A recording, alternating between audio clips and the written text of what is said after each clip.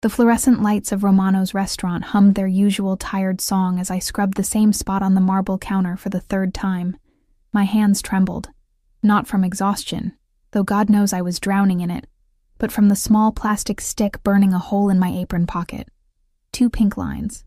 2 impossible, terrifying, life-altering pink lines that I'd stared at in the employee bathroom 20 minutes ago, my reflection in that cracked mirror looking like a ghost of the girl I used to be. The restaurant's kitchen clattered behind me, steel against steel. Chef Marco barking orders in rapid Italian that I'd learned to tune out over the past 8 months of working here. The scent of garlic and expensive wine mixed with my nausea, making my stomach roll dangerously.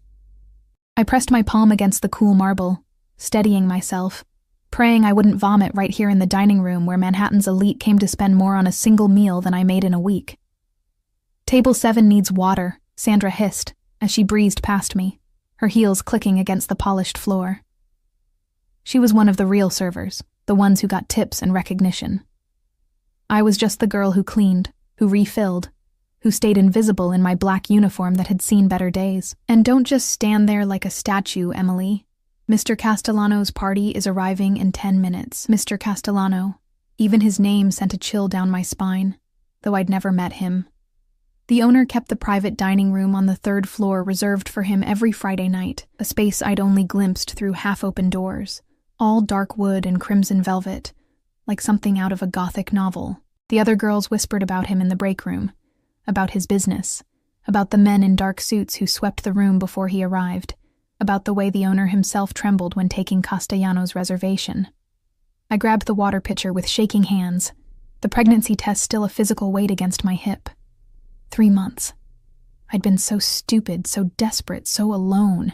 Jake had seemed like salvation when I'd met him at that downtown bar, his smile promising everything my dead-end life lacked.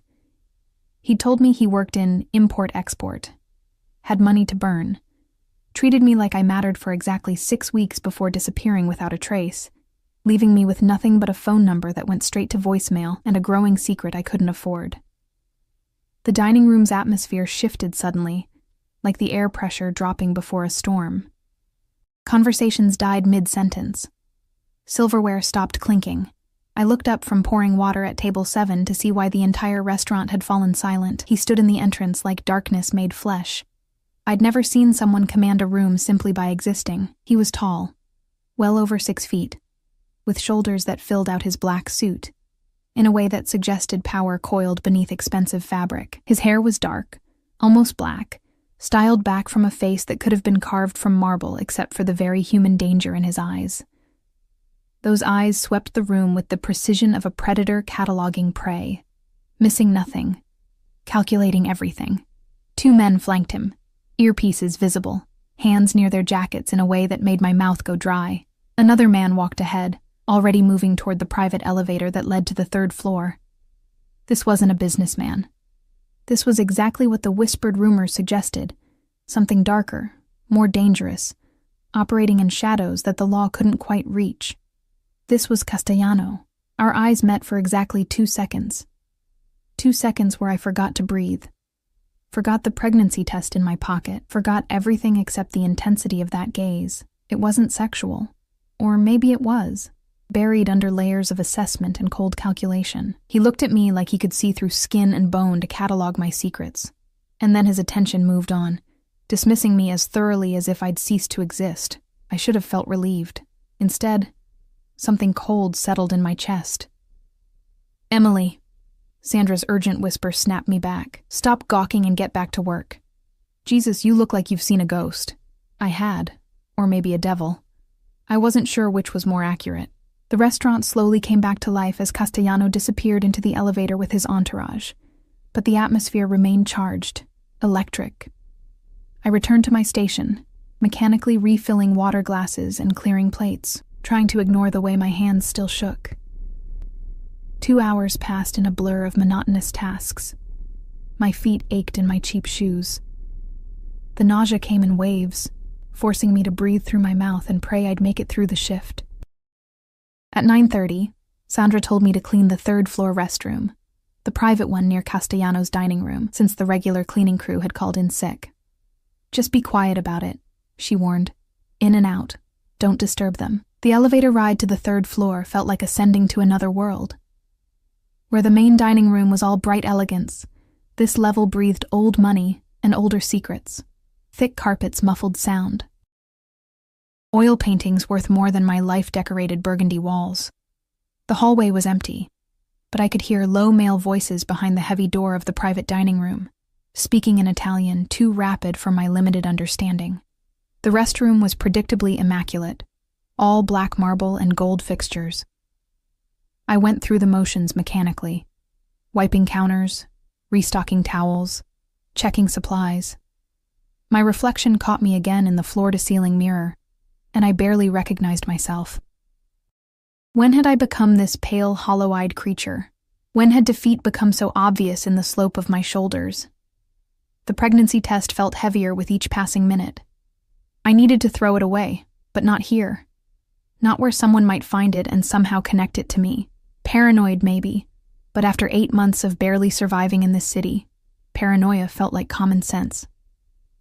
I was gathering my cleaning supplies when footsteps echoed in the hallway. Heavy, purposeful, multiple sets, male voices speaking in low tones. My heart kicked into overdrive. They were coming this way.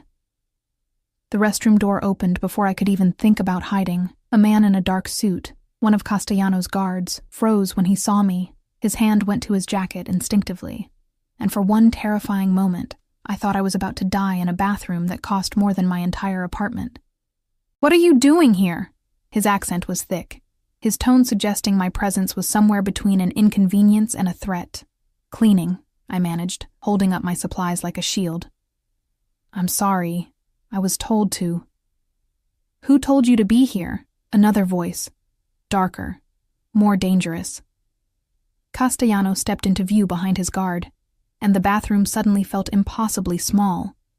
He was even more imposing up close, all sharp angles and controlled violence. The scent of his cologne reached me, something expensive and masculine that made my already unstable stomach flip. "The manager," I whispered. "Sandra told me to clean up here. I'm sorry, I'll go." I moved to leave, but the guard blocked my path. Castellano's eyes, dark and unreadable, fixed on me with that same unsettling intensity from earlier. He looked at me like I was a puzzle he couldn't quite solve, and I hated how that gaze made me feel. Exposed, vulnerable, like standing naked in a spotlight. "You're the girl from downstairs," he said. Not a question. His English was perfect, barely touched by an accent, which somehow made him more terrifying. "The one who cleans." "Yes, sir." My voice came out smaller than I intended. He studied me for a long moment, and I could feel my pulse hammering in my throat.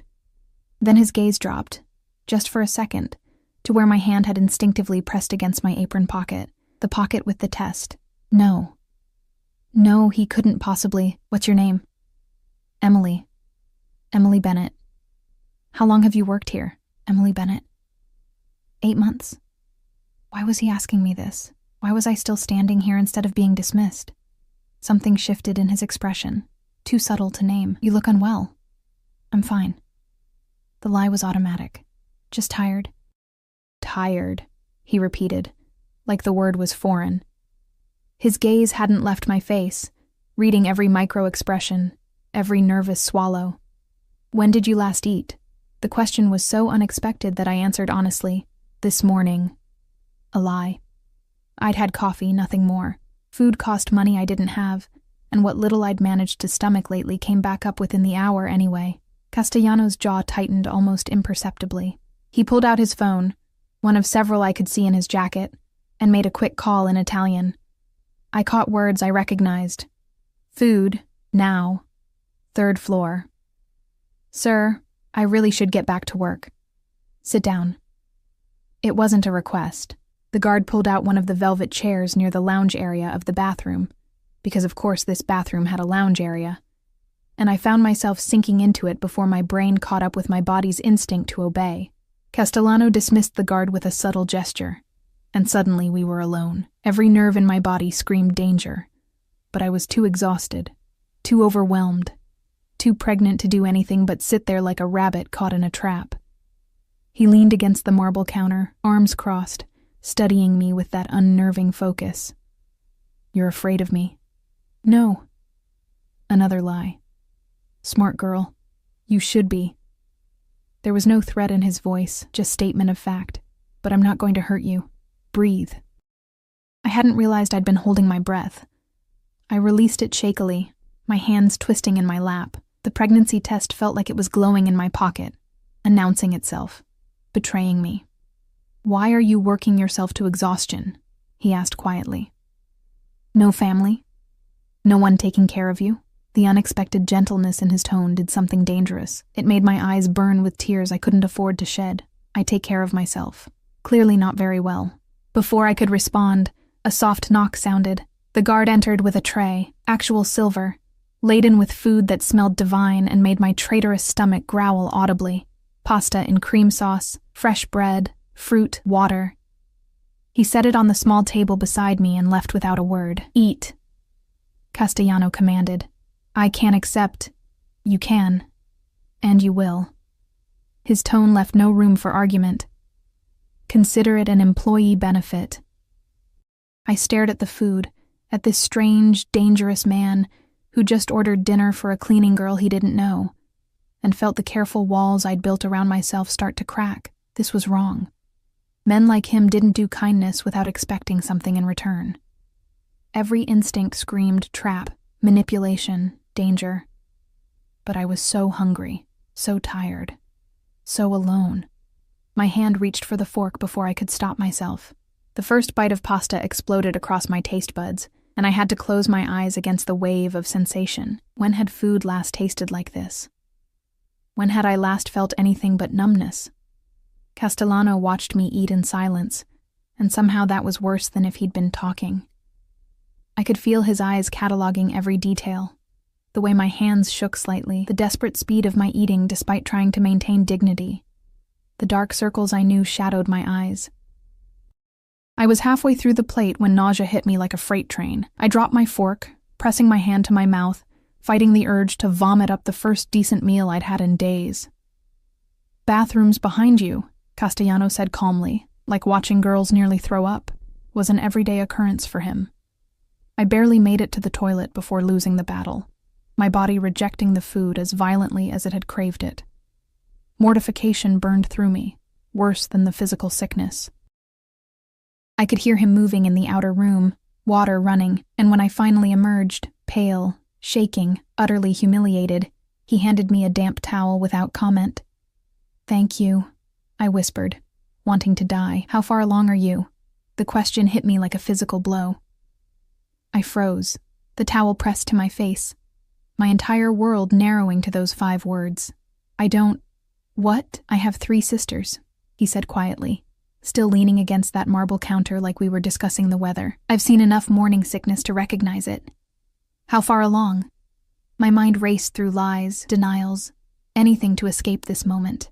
But something in his face, not kindness exactly, but a strange kind of understanding, made the truth fall from my lips like a confession.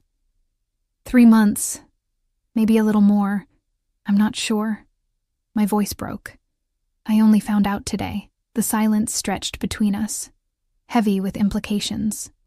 His dark eyes studied my face with renewed intensity, and I watched his brilliant mind work through calculations, possibilities, probabilities. "The father?" he asked finally. "Gone." The word tasted bitter. He disappeared 2 months ago. I don't even know his real name. Something dangerous flashed across Castellano's face. Anger, perhaps, or recognition of a pattern he'd seen before. "Did he work for someone?" He said import-export, but I trailed off, suddenly understanding what he was really asking.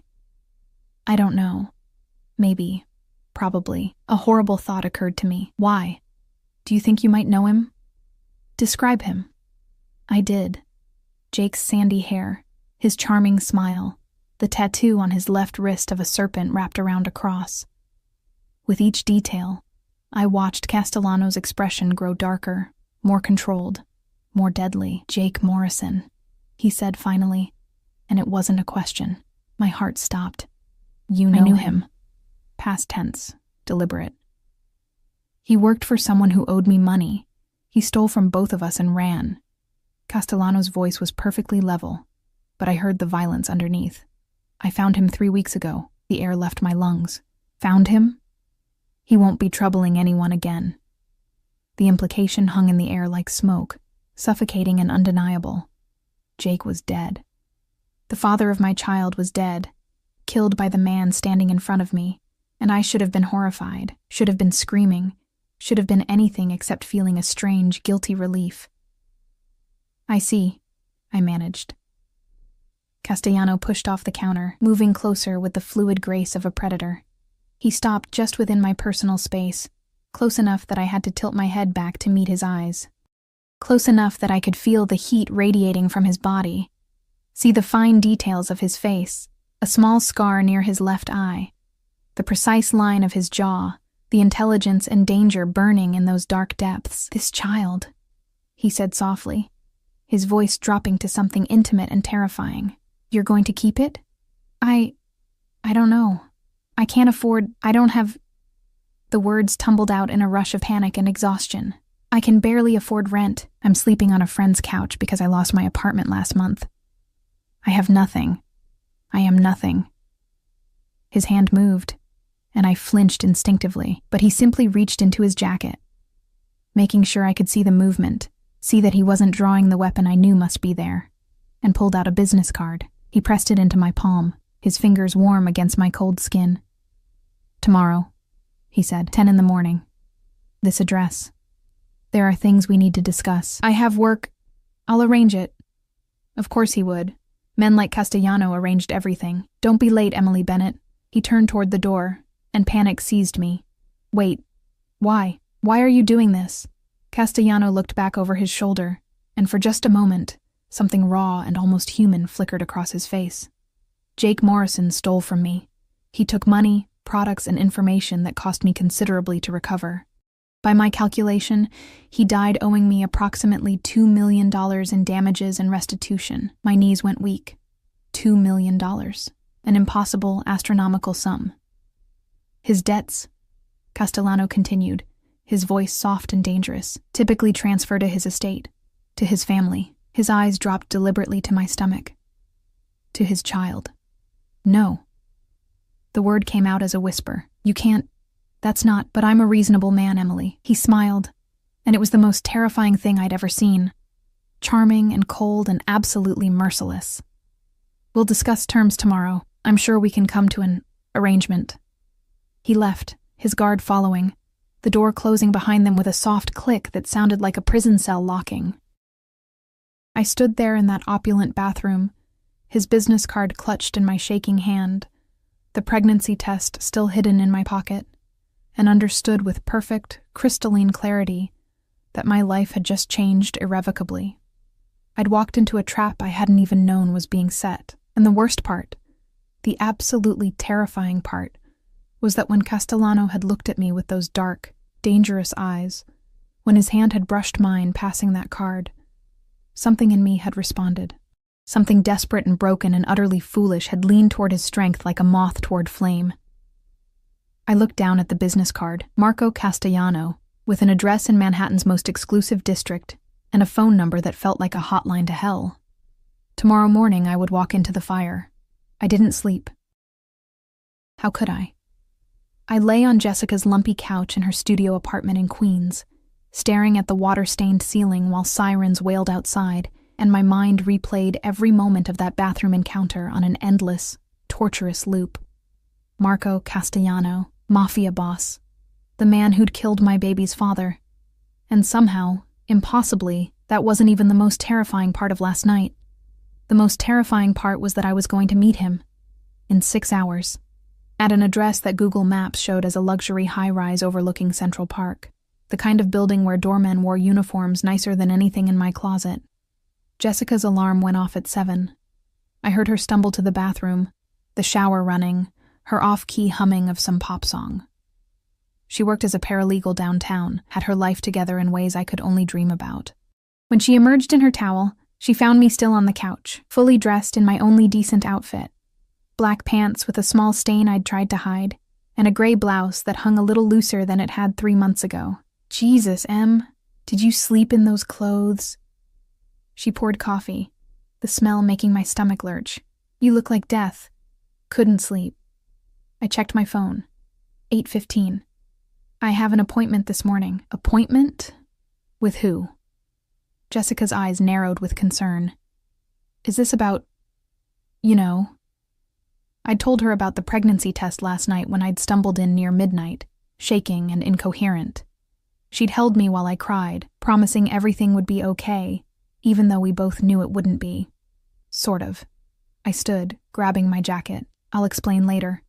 I have to go, Jess. I'll be fine. Another lie in an increasingly long list. The subway ride into Manhattan gave me too much time to think. I stood pressed between a businessman in an expensive suit and a woman with 3 children, my hand wrapped around the pole, watching the darkness blur past the windows. At each stop, I considered getting off, running, disappearing into the city's anonymous masses. But where would I run? I had $43 in my bank account. No family. My parents had died in a car crash when I was 19, leaving me with nothing but grief and student debt. No real friends except Jessica. No safety net, no backup plan. No future that didn't involve me and a baby starving slowly in some forgotten corner of this merciless city. And Castellano's words echoed in my mind. His debts transfer to his child. $2 million. It might as well have been $2 billion. An impossible, crushing weight that would destroy any chance my baby had at life before they even took their first breath. Unless I made an arrangement. The address led me to exactly the kind of building I'd expected. All glass and steel and quiet wealth. The doorman, an older man with kind eyes and military posture, stopped me at the entrance. I'm here to see Marco Castellano, I said, my voice steadier than I felt. He's expecting me. Emily Bennett. The doorman's expression shifted subtly, a flicker of surprise followed by professional neutrality. He picked up a phone, spoke quietly, then nodded. Penthouse level. The elevator requires a key card. I'll send you up. The elevator was mirrored on all sides, forcing me to confront my reflection from every angle. I looked exactly like what I was, a terrified girl playing dress-up, trying to convince the world she belonged in spaces like this. My hair, usually wild, was pulled back in a neat ponytail. I'd covered the dark circles under my eyes with drugstore makeup Jessica had lent me, but no amount of concealer could hide the fear in my eyes or the slight tremor in my hands. The elevator opened directly into a penthouse foyer, and I stepped out into another world. Floor-to-ceiling windows overlooked Central Park, the morning sun turning the autumn leaves into flames of gold and crimson. The space was massive, open-concept living with furniture that looked like art installations. A kitchen with marble counters and appliances that probably cost more than I'd earned in my entire life. Everything was done in shades of black, gray and cream, masculine and powerful and utterly intimidating. Miss Bennett. The voice came from my left. One of Castellano's guards, the same one from last night, stood near a hallway. This way. He led me through the penthouse to an office that somehow managed to be even more imposing than the rest of the space. Dark wood shelves lined with leather-bound books, a massive desk with multiple monitors showing what looked like security feeds and financial data, more windows offering views that made my breath catch, and Castellano, standing with his back to me, phone pressed to his ear, speaking rapid Italian that sounded like controlled fury. He wore dark slacks and a white dress shirt with the sleeves rolled up, revealing forearms that were corded with muscle and marked with scars, evidence of a life lived dangerously. His hair was slightly mussed, like he'd been running his hands through it, and for just a moment, he looked almost human, almost approachable. Then he turned, and those dark eyes pinned me in place, and I remembered exactly what he was. I'll call you back, he said into the phone, switching seamlessly to English. His gaze traveled over me, assessing, calculating. You came. You said to. I hated how small my voice sounded. You said we needed to discuss terms, so I did. He gestured to one of the leather chairs facing his desk. Sit. I sat, perched on the edge like a bird ready to flee. Castellano moved around the desk with that fluid grace, settling into his chair with the casual confidence of a man who owned everything in his line of sight. He steepled his fingers, studying me over them. "Have you eaten?" The question threw me. "What?" "Breakfast. Have you had any?" No, I couldn't. The nausea, the fear, the impossibility of everything. "I'm fine." His jaw tightened. Without breaking eye contact, he pressed a button on his desk phone. "Antonio." "Breakfast, the usual, but add fruit and ginger tea." He paused. "And crackers." "Sir, I really don't need—" "The baby does." His tone left no room for argument. "You're thin, pale, clearly malnourished. Whatever arrangement we come to, it begins with you taking care of yourself." Arrangement.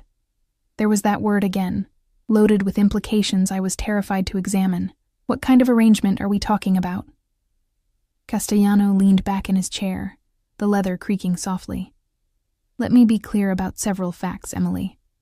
Jake Morrison was a low-level courier who got greedy. He stole product worth $500,000, along with information that compromised several of my business operations. In cleaning up his mess, I lost money, contacts, and time.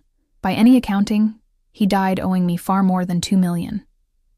Each word landed like a stone, building a wall of debt around me. I felt my chest tighten, my breathing grow shallow. I didn't know. I didn't know anything about what he did. "I believe you." Something in his expression softened fractionally. "You were a mark, Emily, a convenient cover. He used you to appear legitimate, domestic, unthreatening. The moment he needed to run, he disappeared without a second thought." The words hurt more than they should have. I'd known Jake had been using me, some part of me had always known. But hearing it stated so baldly made me feel even more pathetic. "So what do you want from me? I can't pay you back. I have nothing." "Not nothing." His eyes dropped briefly to my stomach. "You have something very valuable, the child of a man who owed me a considerable debt." My hands instinctively covered my stomach, protective. "You can't have my baby." "I don't want your baby, Emily." His voice was surprisingly gentle. "I want to protect them. And you." I stared at him, certain I'd misheard. "Protect us?" Jake's theft didn't just affect me. He also stole from the Vitale family, my competitors, for lack of a better word. They don't know he's dead yet, but when they find out, they'll come looking for compensation. And when they discover he left behind a pregnant girlfriend, he let the implication hang in the air, dark and threatening. My blood ran cold. They'd come after me, after the baby. Yes. No sugarcoating, no false comfort, just brutal honesty. They'd use you to send a message, to hurt me since I'm the one who found Jake first, to recover their losses through whatever means necessary. The room spun slightly. I gripped the arms of the chair, fighting against panic. So I'm dead anyway. The baby's dead. There's no way out. There is one way. Castellano leaned forward, his intensity magnetic and terrifying. "You become mine." The words hung between us, loaded with meaning I couldn't fully parse. "What?" "Officially, publicly, undeniably mine. Under my protection. In my world, that means untouchable. The Vitales wouldn't dare touch what belongs to me. It would start a war they can't afford. Belongs to you," I repeated, tasting the words. They should have revolted me, should have sent me running from this room, this building, this impossible situation, but instead, I felt a strange pull, like gravity shifting beneath my feet. "What exactly does that mean?" A knock at the door interrupted us. Antonio entered with a tray, setting it on the desk between us. Toast, eggs, fruit perfectly arranged, a pot of tea that smelled like ginger and honey. He left without a word, and Castellano pushed the tray toward me. "Eat while we talk." My stomach growled traitorously. I picked up a piece of toast, nibbling it cautiously, while Castellano outlined his proposal in a voice that could have been discussing a business merger rather than my entire future. "You'll move into this building, a different unit, appropriate for a woman in your situation. I'll handle rent, utilities, groceries, medical care, everything you need for yourself and the child." He ticked items off like a shopping list. "You'll have security, discreet but constant. No one will harm you or threaten you. In return, you'll be seen with me publicly, dinners, Events. Enough appearances to establish that you're under my protection. I swallowed the toast with difficulty. You want me to pretend to be your... What? Girlfriend? Girlfriend, companion, partner. He waved a hand dismissively. The specifics don't matter. What matters is perception. If people believe you're mine, you're safe. And the baby? The question came out barely above a whisper. What happens when they're born? Something flickered across his face. An emotion too complex to name. The child will be raised safely, with every advantage money can provide. Education, security, opportunity. They'll want for nothing. It sounded like a fairy tale, a dark, twisted fairy tale, where the monster became the prince, and the princess was really just a terrified girl with no other options. What do you get out of this? Castellano was quiet for a long moment, his eyes distant. I told you I have 3 sisters. What I didn't mention is that I also had a brother. Younger, reckless, thought he was invincible. He got a girl pregnant, then got himself killed in a stupid, avoidable confrontation. The girl was so scared of my family, of what we are, that she ran. Disappeared completely. I've spent 5 years looking for her. For my nephew or niece. His voice went flat, emotionless. I never found them. Understanding crashed over me. This wasn't about debt or business or even protection. This was about guilt, about redemption, about a second chance at something he'd lost. So I'm a replacement, I said quietly. For the family you couldn't save. No. His eyes snapped to mine, fierce and certain. You're someone I can save. Someone I will save, if you let me. The tea warmed my hands, the ginger settling my nausea. I looked at this man, this dangerous, powerful, terrifying man, and saw something I hadn't expected. Not kindness, exactly, but something close to it. A protection born of past failures and present determination. And I looked at my other options. Homelessness, starvation, death at the hands of people hunting Jake's debts. I looked at the tiny life growing inside me, innocent and unaware of the impossible situation they'd been born into. If I say yes, I began carefully. What are the rules? What do you expect from me? Cooperation. You attend events when asked, play your part convincingly. You accept security. No ditching your guards. No trying to prove your independence at the cost of safety. You take care of yourself and the baby. And, he hesitated, something almost vulnerable crossing his features. You're honest with me. No lies, no games. I've had enough of that. And you? I pressed. What are your rules? I protect you. I provide for you. I don't ask questions about your past. And you don't ask questions about my business. His voice hardened slightly. You'll see things, hear things. You forget them immediately. What happens in my world stays in my world. A gilded cage. That's what he was offering. A beautiful, luxurious prison where I'd be safe, but never truly free. Where I'd be possessed, protected, provided for, but always under his control. I should have said no, should have run, should have chosen any other path. But there were no other paths. Not really. Not for a pregnant, broke, hunted girl with nowhere left to turn. Okay, I whispered. I'll do it. Castellano's expression shifted, satisfaction mixed with something darker, more possessive. He pulled out his phone, made a quick call in Italian, then stood and moved around the desk. He offered me his hand, and I stared at it for a moment before placing my smaller, trembling hand in his. His grip was warm, firm, utterly consuming. Welcome to my world, Emily Bennett, he said softly, dangerously. You're mine now, and I protect what's mine. The apartment Marco arranged for me was on the 15th floor of the same building, 3 levels below his penthouse. When Antonio led me to it that afternoon, my few belongings already collected from Jessica's couch by people I'd never met, I stood in the doorway and forgot how to breathe. It was bigger than anywhere I'd ever lived. Floor-to-ceiling windows overlooked the city, letting in streams of golden afternoon light. The furniture was modern but comfortable, soft grays and creams, nothing ostentatious but everything quality. A full kitchen with appliances that gleamed. 2 bedrooms, one of which was clearly meant to become a nursery, though it stood empty now, waiting. Mr. Castellano had it cleaned and stocked, Antonio explained, showing me the refrigerator full of food, the bathroom with products I'd never heard of, but that probably cost more than my monthly salary. There's a panic button in every room, red, mounted on the wall. You press it, we come. Immediately. I nodded mutely, overwhelmed. This couldn't be real. 24 hours ago, I'd been scrubbing toilets and hiding pregnancy tests. Now I was standing in luxury I'd only seen in movies, under the protection of a man whose name made hardened criminals flinch. Someone will be posted in the hallway at all times, Antonio continued. Discreet. You won't see them unless there's trouble. Mr. Castellano wants you comfortable, not imprisoned. Comfortable. Imprisoned. The words felt interchangeable. After Antonio left, I stood in the silence of my new cage and let myself fall apart.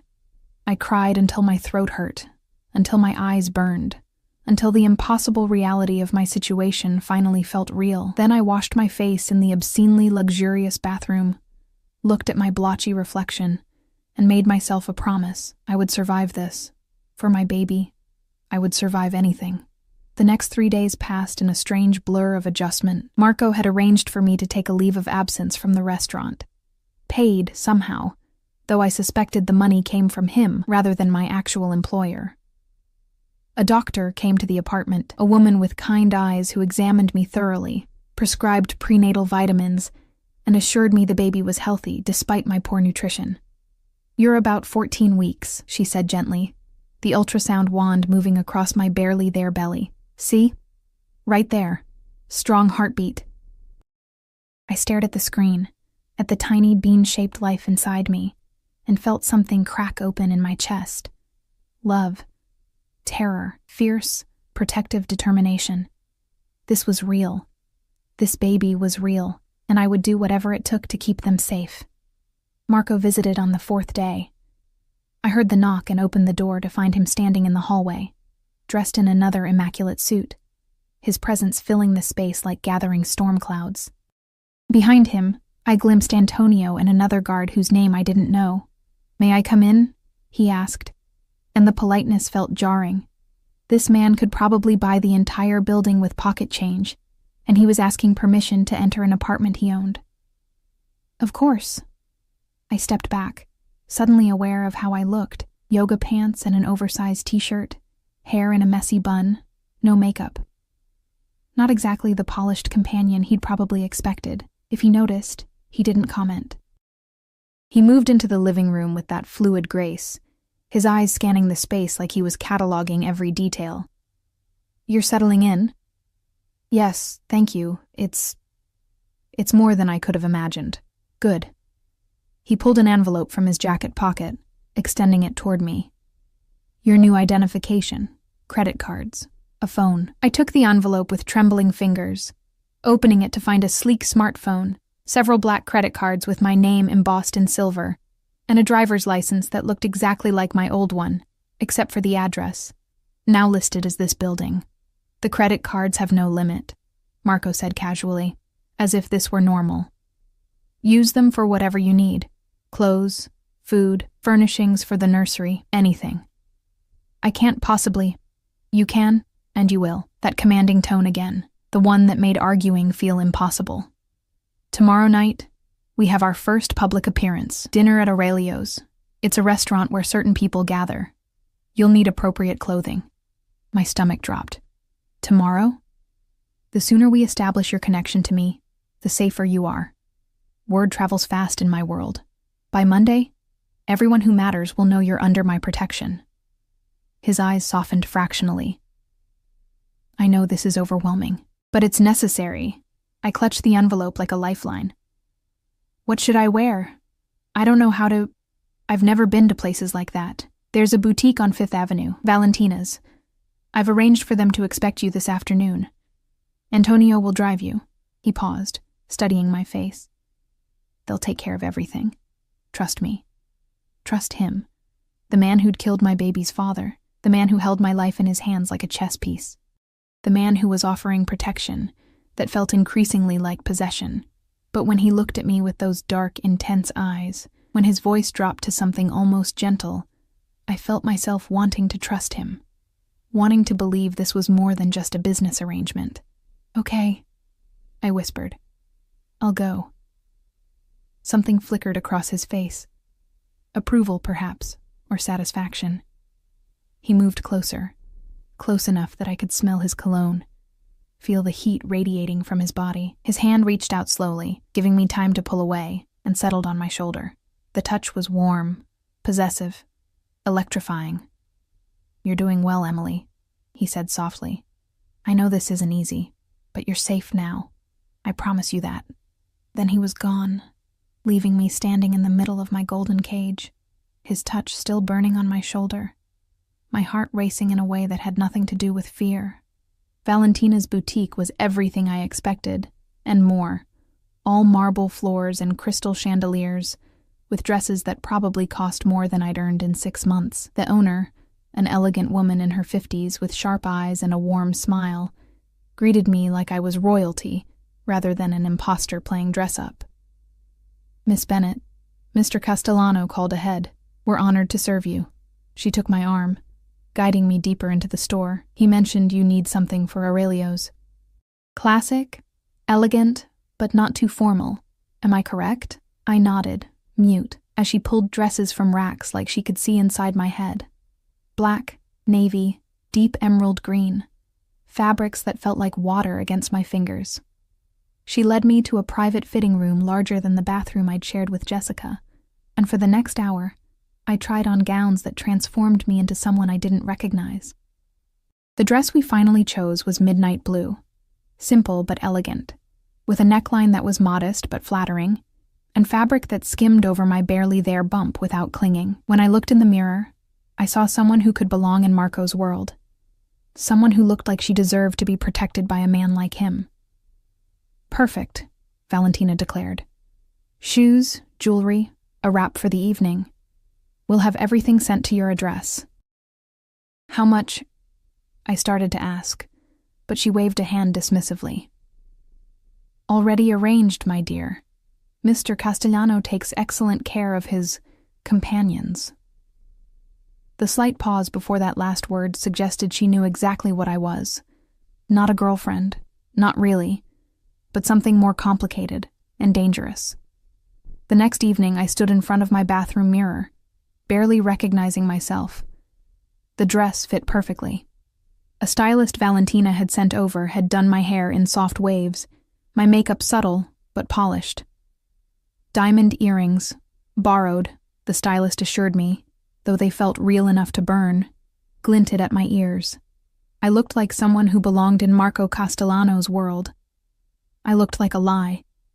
The knock came at exactly 7. I opened the door to find Marco standing there, and for a moment, neither of us spoke. He wore a black suit that probably cost more than a car, his hair styled back, his presence overwhelming, but it was the way he looked at me, dark eyes traveling from my face down to my heels and back up, something heated and possessive in that gaze that made my breath catch. "Beautiful," he said quietly. Not, "You look beautiful," but just that single word, like an undeniable fact. "Thank you." My voice came out steadier than I felt. "You clean up pretty well yourself." Something like amusement flickered across his face. He offered his arm, and I took it, feeling the solid muscle beneath the expensive fabric.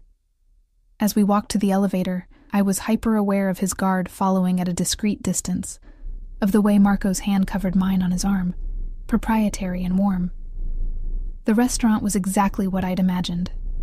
Old-world elegance, dim lighting, tables spaced far enough apart for private conversations. The maitre d' greeted Marco with barely concealed nervousness, leading us to a table in the back corner where Marco could sit with his back to the wall, his eyes on every entrance and exit. I felt the stares as we walked through the dining room. Curious, assessing, dangerous. These weren't normal, wealthy New Yorkers out for dinner.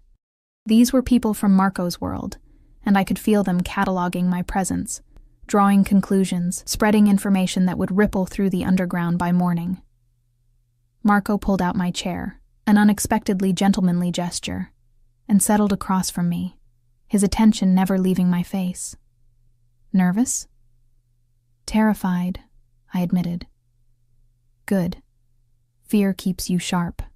He signaled a waiter, ordered wine for himself and sparkling water for me without asking what I wanted. But you're safe here. No one will touch you. Because I'm yours, I said, the words tasting strange in my mouth. Because you're mine, he confirmed. And the way he said it, dark and certain and utterly possessive, sent a shiver down my spine that wasn't entirely from fear. Dinner passed in a blur of exquisite food I could barely taste, and conversation that felt like a carefully choreographed dance. Marco asked about my life before, where I'd grown up, what I'd studied, how I'd ended up in New York. I answered carefully, editing out the desperate loneliness, the crushing poverty, the nights I'd cried myself to sleep, wondering if I'd survive this city. And he listened. Really listened, his dark eyes never leaving my face, like every word I spoke mattered. Like I mattered. Halfway through the meal, a man approached our table, tall, silver-haired, with eyes like flint and a smile that never reached them. Marco's entire demeanor shifted. The warmth disappeared, replaced by cold calculation. Castellano, the man said in accented English. I heard rumors you'd taken a companion, wanted to see for myself. Vitale. Marco's voice could have cut glass. How considerate, Emily. This is Lorenzo Vitale, an associate. The name hit me like ice water. Vitale. The family Marco had warned me about. The ones who'd hunt Jake's debts. The ones who'd kill me and my baby if they knew. Lorenzo's eyes slid to me, assessing and cold. Charming. Tell me. Miss Bennett, I managed, my voice stronger than I felt. Emily Bennett. Bennett. He repeated the name like he was filing it away. And how did you meet our Marco? Marco's hand shot across the table, covering mine in a grip that was both protective and warning. That's enough, Lorenzo. The lady is off limits, to everyone. Something dangerous flashed between the two men, a silent war of wills I couldn't fully understand. Then Lorenzo smiled again, that cold, empty expression. Of course. My apologies. Enjoy your evening. He walked away, but I felt his eyes on us for the rest of the meal, calculating, threatening. Marco's hand remained on mine, his thumb tracing small circles on my wrist that should have been comforting, but instead felt like branding. He knows. I whispered.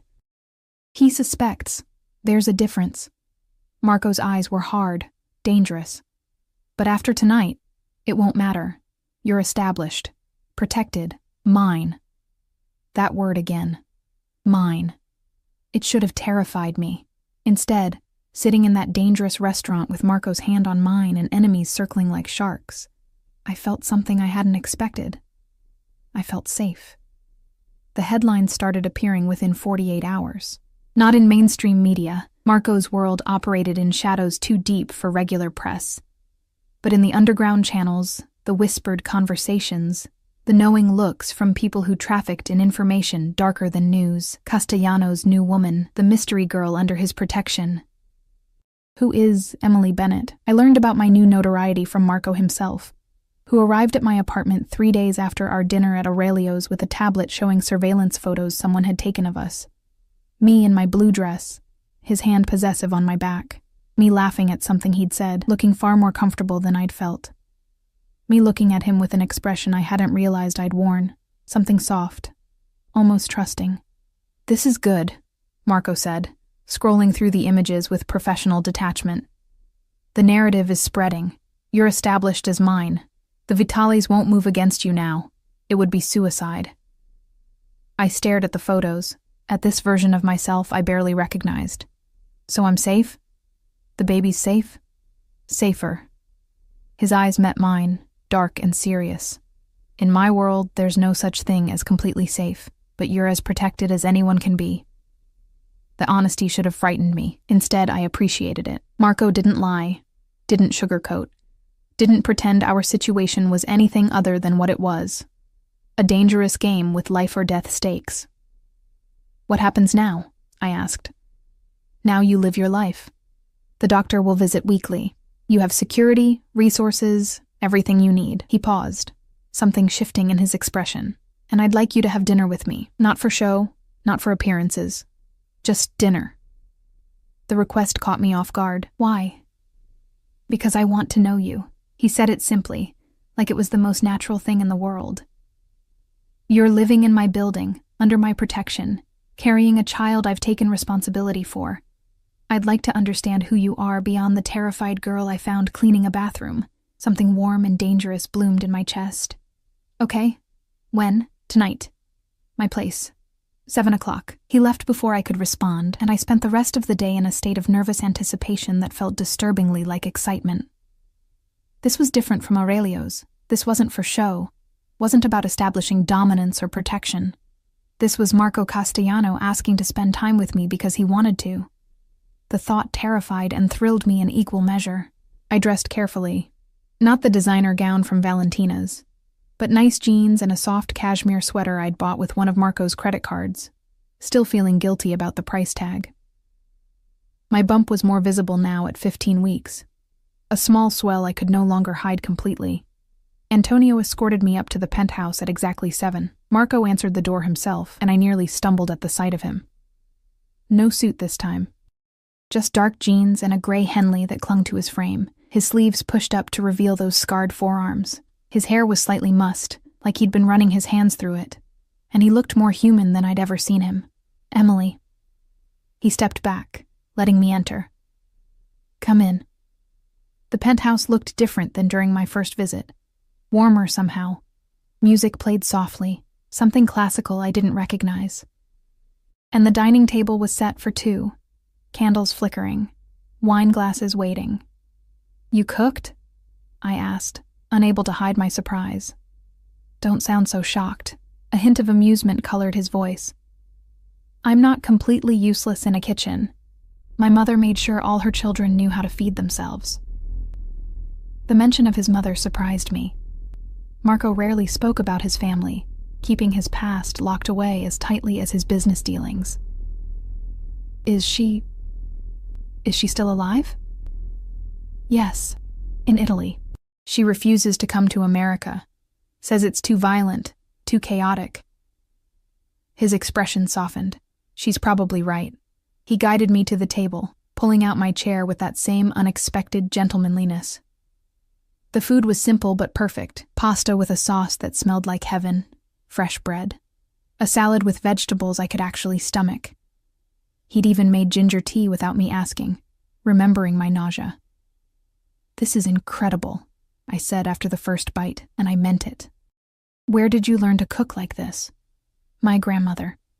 She believed a man who couldn't feed himself and his family was useless. He poured himself wine, water for me. She was a formidable woman. You would have liked her. We ate in comfortable silence for a while, and I found myself relaxing in a way I hadn't since this whole nightmare began. Here, in the soft candlelight of his home, Marco didn't feel like a dangerous mafia boss. He felt like a man, complicated, guarded, but somehow safe. Tell me about your parents, he said eventually. You mentioned they died. How old were you? The old pain surfaced, duller now but still present. 19, car accident. A drunk driver crossed the center line on their way home from my college orientation. I pushed pasta around my plate. One moment I had a family, a future, everything planned out. The next, I had nothing but debt and grief. Marco's jaw tightened. No other family, none that mattered. Some distant cousins I'd met maybe twice. My parents were only children, my grandparents all gone. I met his eyes. I've been alone for a long time, Marco. I'm used to it. You're not alone anymore. He said it with such certainty, such absolute conviction, that something in me wanted desperately to believe him. Aren't I? The question came out more vulnerable than I'd intended. You're protecting me, providing for me, but that's not the same as not being alone. That's just being a kept prisoner in a nicer cage. Marco set down his fork, his full attention on me. Is that what you think this is? A cage? Isn't it? I challenged. I can't leave without guards.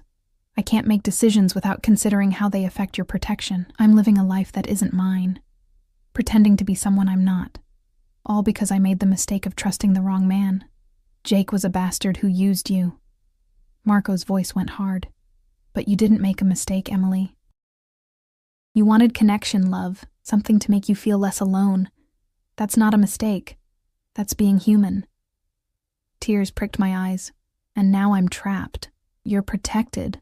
He stood, moving around the table with that predatory grace.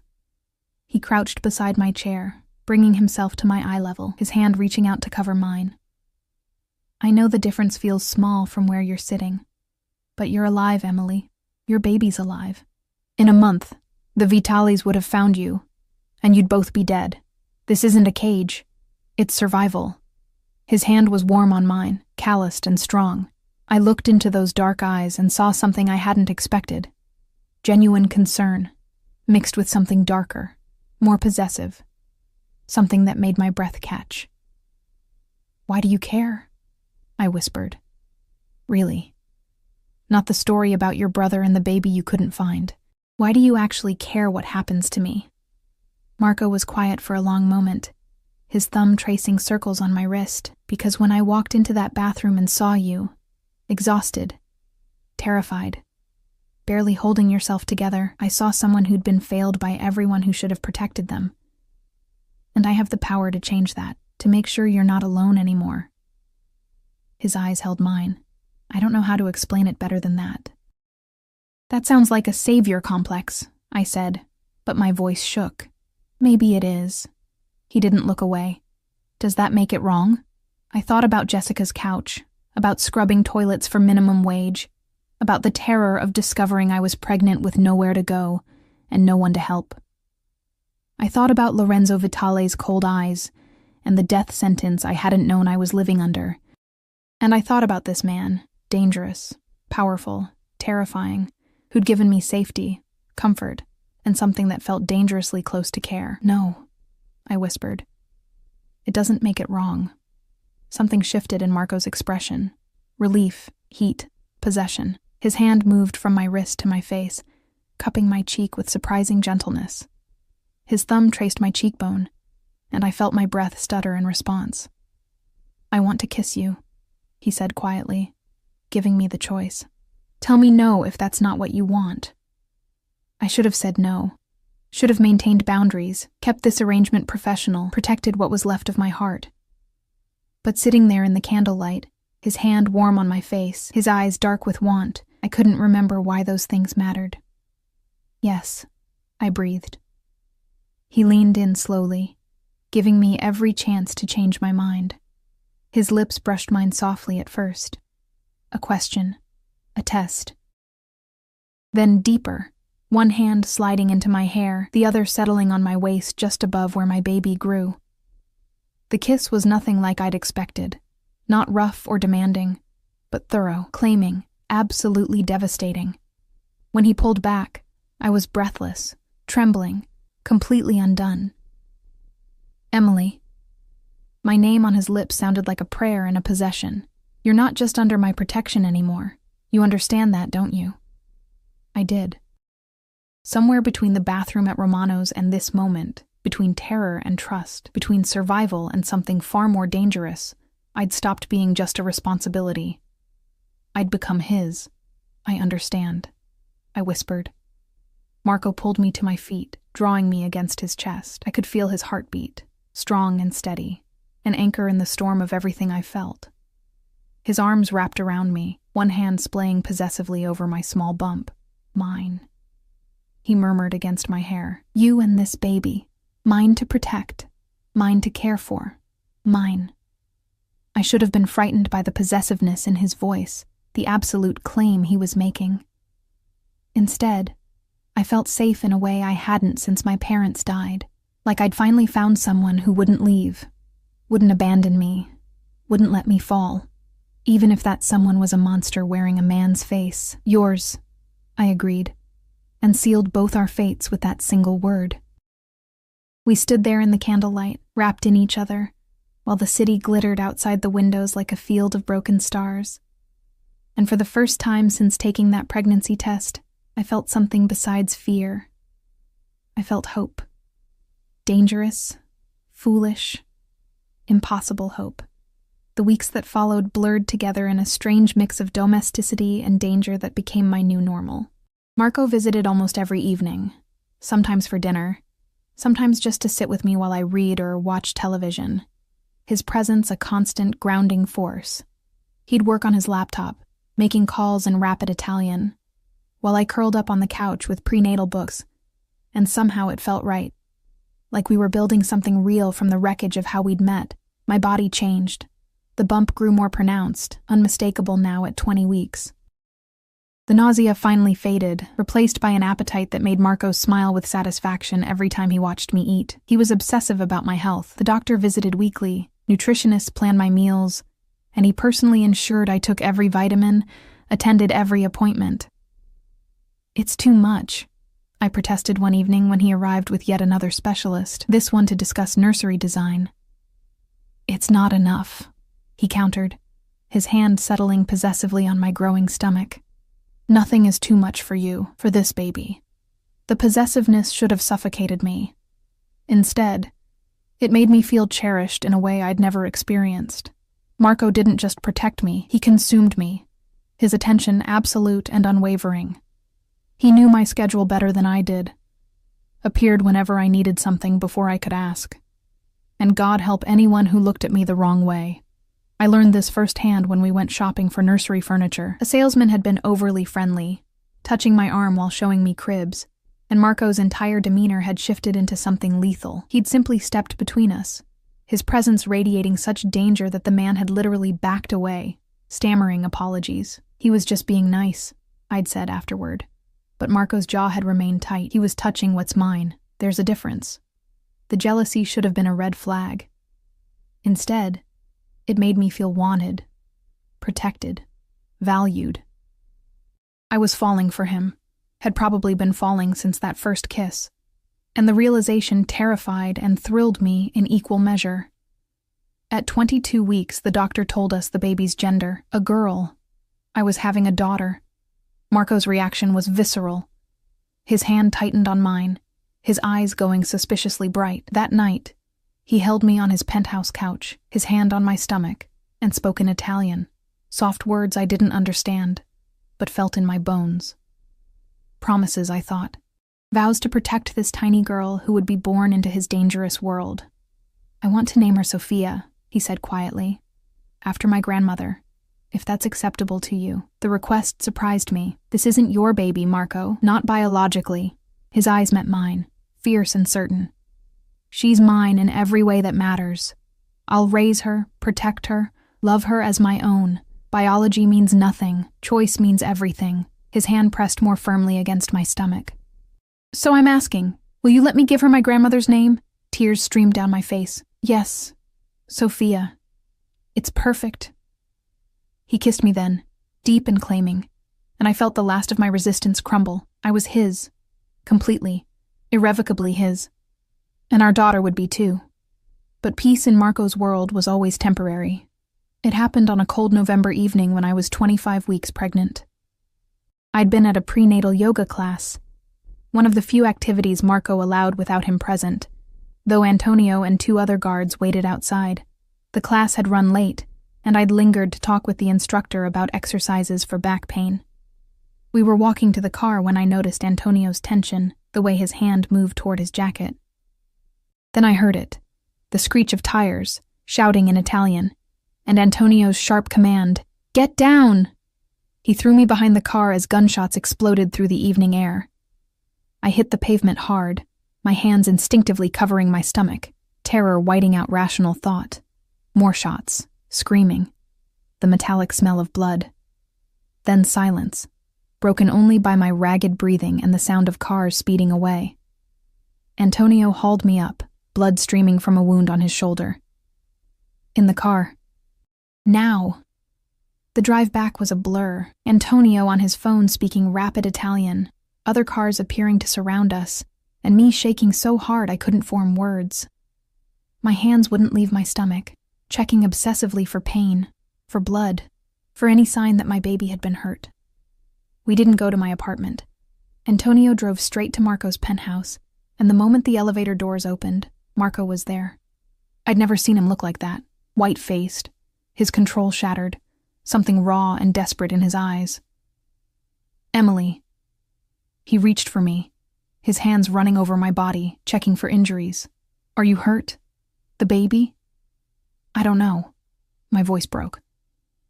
"Marco, I don't know." The doctor was already there, equipment set up in Marco's living room.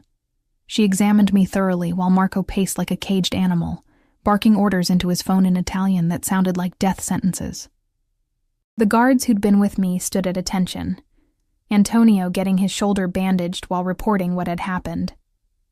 "The baby's fine," the doctor finally announced. "Heart rate is strong, no signs of distress. You're both incredibly lucky." The relief nearly brought me to my knees. Marco caught me, pulling me against his chest so tightly I could barely breathe. I felt him trembling, felt the absolute terror he'd been holding back, and understood with crystalline clarity what I'd become to him. Not just a responsibility, not just someone under his protection. I was his weakness. After the doctor left, Marco carried me to his bedroom, a space I'd never entered before. He set me on the massive bed and sat beside me, his hands framing my face with a gentleness that contrasted sharply with the violence burning in his eyes. "Who was it?" I whispered. "The Vitales." His voice was flat, cold, absolutely lethal. "They've been testing boundaries for weeks, but this..." His jaw clenched. "This was a declaration of war. Because of me." Guilt crashed over me. "This is my fault." "No." The word cracked like a whip. "This is their fault for thinking they could touch what's mine and live. This is Jake's fault for stealing from them and leaving you exposed. This is every bastard's fault except yours." His thumb traced my cheekbone. "You did nothing wrong, Emily. You're the victim here. People are going to die. I knew it with certainty. Because of me. Because of Sophia. People were always going to die." Marco's honesty was brutal. "That's the world I live in. But now they'll die knowing what happens when you threaten my family. His family." He'd said it so casually, but the words hit me like a freight train. Somewhere along the way, I'd stopped being just a protected asset and become something infinitely more dangerous. I'd become the family of a man who would burn the world to keep me safe. "I'm scared," I admitted. "I know." He pulled me against him, my head on his chest, his arms wrapped protectively around me and our daughter. "But I promise you this. No one will ever get close enough to hurt you again. I'll destroy anyone who tries." I believed him. God help me. I believed every word. Marco kept me in his penthouse for 3 days, refusing to let me out of his sight. I slept in his bed, ate meals he personally prepared, and listened to him conduct business from his office in English now, so I could understand. Companies were being bought and sold, alliances were shifting, and people were disappearing. I didn't ask where, but I could guess. The Vitale family was being systematically dismantled. On the 4th day, Marco came to me with a small box. We were sitting on his couch, my feet in his lap while he absently massaged them, a habit he'd developed, claiming it helped with pregnancy swelling. "I have something for you," he said, his voice carrying an edge of nervousness I'd never heard before. He opened the box to reveal a ring, a stunning emerald surrounded by diamonds, clearly antique, clearly priceless. My breath caught. "This was my grandmother's," Marco said quietly. "Sophia's namesake. She wore it for 60 years of marriage to my grandfather, through wars and poverty and everything life threw at them." He took the ring from the box, holding it up to the light. "I want you to have it. Marco, I know this isn't a normal relationship. I know we started in the worst possible way, but somewhere between protecting you and knowing you, I fell in love with you, Emily." His eyes met mine, vulnerable and fierce. "I love your strength, your resilience, the way you've survived everything life has thrown at you. I love how you talk to Sophia even though she can't hear you yet. I love that you make me want to be better than what I am." Tears streamed down my face. "You're proposing? I'm claiming you. Officially, legally, permanently." He took my left hand, the ring poised over my finger. "Marry me, Emily. Let me give you and Sophia my name, my protection, my everything. Let me be your family." I thought about the girl I'd been 6 months ago. Alone, desperate, invisible. I thought about the man who'd found me at my lowest point and built me back up. Not into who I was, but into who I could be. I thought about the dangerous, consuming, utterly devastating love I felt for this complicated, violent, protective man. Yes, I whispered. Yes, I'll marry you. He slid the ring onto my finger, and it fit perfectly. Then he kissed me with a passion that stole my breath, his hands cradling my face like I was precious, breakable, infinitely valuable. Mine, he murmured against my lips. Forever. Forever, I agreed. We married 2 weeks later in a private ceremony at his family's estate in upstate New York. His mother flew in from Italy, a tiny, fierce woman who took one look at my pregnant belly and Marco's protective stance and smiled knowingly. His sisters surrounded me with warmth and acceptance, welcoming me into a family I'd never expected to have. I wore white, a simple dress that accommodated my 7-month belly, and Marco wore a black suit that made him look like the prince from a dark fairy tale. When he slid his grandmother's wedding band onto my finger to join her engagement ring, when he promised to love and protect me until death, I knew he meant every word. I love you, I whispered during our first dance, Sophia kicking actively between us. I love you both, he replied, his hand on my stomach, my wife, my daughter, my family. 3 months later, Sophia was born. 8 pounds, 2 ounces, with dark hair and her father's, Marco's, intense eyes. He held her with such reverence, such absolute love, that I fell for him all over again. She wasn't his blood, but she was his in every way that mattered. Hello, little one, he murmured, his finger stroking her tiny cheek. I'm your papa, and I promise you'll never know fear, never know hunger, never know what it's like to be unprotected. You're mine, Sofia Castellano, and I protect what's mine. Watching him with our daughter, I understood something fundamental. Marco Castellano was a dangerous man. A man who'd built an empire on violence and fear, but he was also the man who'd saved me, loved me, given me a family when I had nothing. He was mine. I was his. And Sophia was ours, and I wouldn't change a single moment of how we'd found each other, even knowing the darkness that had brought us together, because sometimes salvation comes wrapped in danger, and love grows in the most impossible places. Sometimes the monster becomes the hero, and sometimes the girl who had nothing finds everything she never knew she needed.